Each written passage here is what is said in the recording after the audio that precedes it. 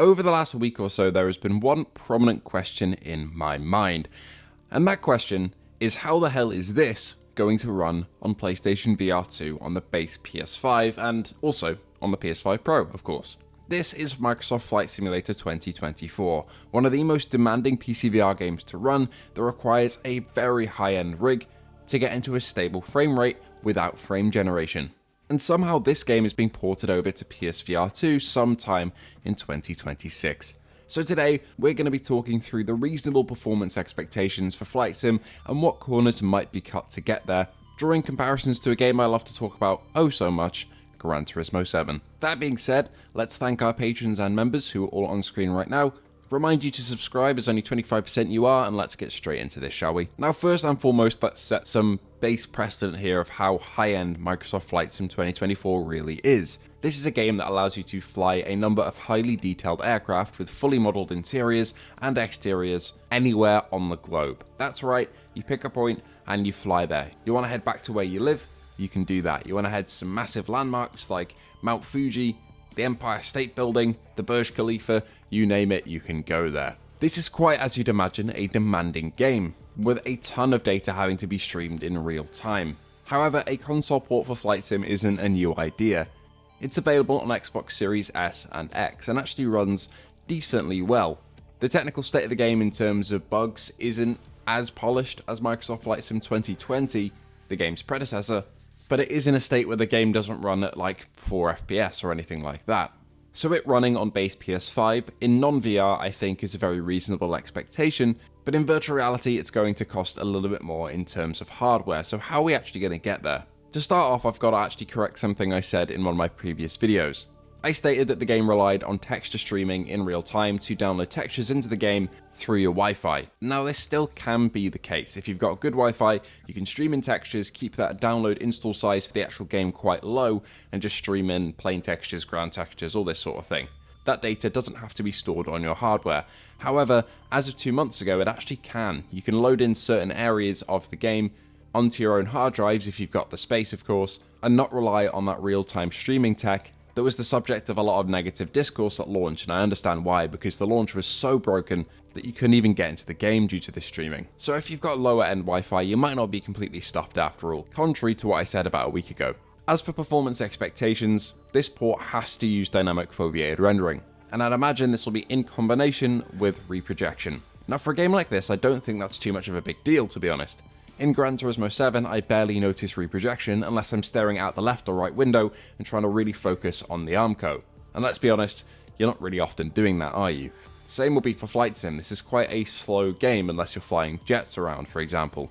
And as long as the clarity is there in the still image, I think I'm going to be happy. On PS5 Pro, they could definitely use positional reprojection. We've seen this before, again, in Gran Turismo 7, on the PS5 Pro. This reprojection actually utilizes a different algorithm than the original, allowing for the removal somewhat of the ghosting that you see in the traditional method.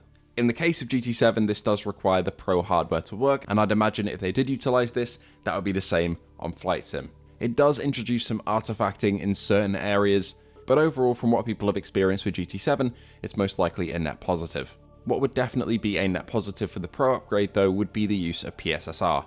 We've seen this for the first time on PSVR2 with No Man's Sky, cleaning up the image massively for the Pro model. This upscaler is not available on base PS5, and this would be a real game changer for people on the Pro if it was utilized properly, but again, it relies on Microsoft and Asobo and whatever helping hand Sony is giving them to push them in that right direction, and who knows, it might not even be possible on Flight Sim. But how the hell will this game on a base level be optimized for a console, and not only for a console but in virtual reality? Well, let's take a case study that is quite near and dear to my heart, Gran Turismo 7. On the face of it, if you told me that GT7 could run on a console, and I had no knowledge of the existing port in my head, I would have called you a bit crazy. It is the best looking sim racer of all time in my opinion, and I don't think there'll be too many other people arguing with that.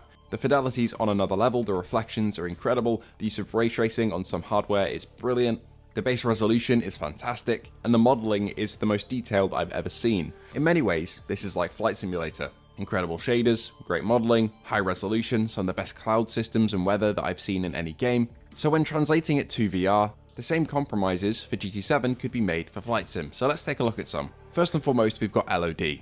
Some areas of GT7 pop in when they're closer than others, or when, for example, you're not looking at them with the DFR. This can include spoilers and pieces of aero on some cars in front and behind, and in the most egregious cases, the actual bodies of some drivers when you're karting. They just disappear if you look close enough in the distance. Similar corners could be cut in Flight Sim, with certain models being culled at shorter distances compared to the flat. Overall resolution could be taken down as well, but that's a bit of a given with a VR port like this. The use of dynamic foveated rendering just like GT7 will help in terms of performance, but we're unsure by how much in terms of a percentage here. But I'd imagine that Asobo and Microsoft wouldn't announce this port without at least knowing that this is possible on PS5 and PS5 Pro. When looking at weather, it could be a similar story too.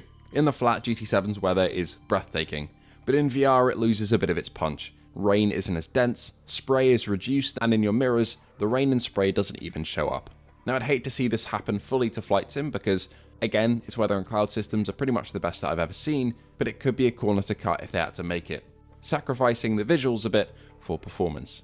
Now this might all sound really bad and like the game is going to be massively downgraded, but looking at my case study here, which again isn't one-to-one with Flight Sim, but is quite a high fidelity game, GT7 is still amazing looking in VR. Almost all the detail is still there, the render resolution targets are pretty high, and the reprojection is one of the better cases that I've seen in PSVR2's history.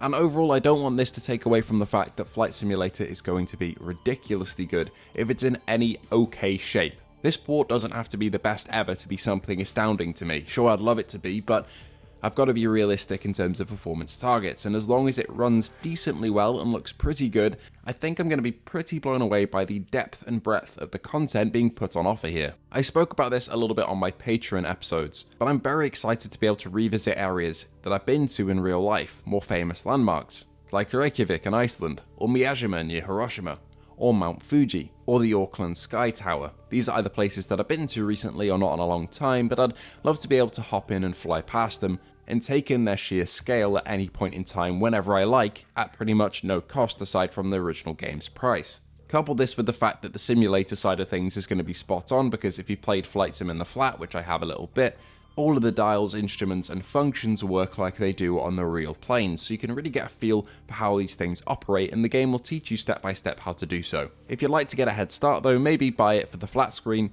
and get to grips with a couple of planes in the flat before you jump into VR, just so you know what you're dealing with, and don't have to go through the hurdles and hoops of the tutorial before the VR mode comes out next year. And I think it goes without saying, don't try and jump into a 747 immediately, like I did in the flat, and then be confronted with the sea of buttons in front of you on the dashboard and have no idea what's going on.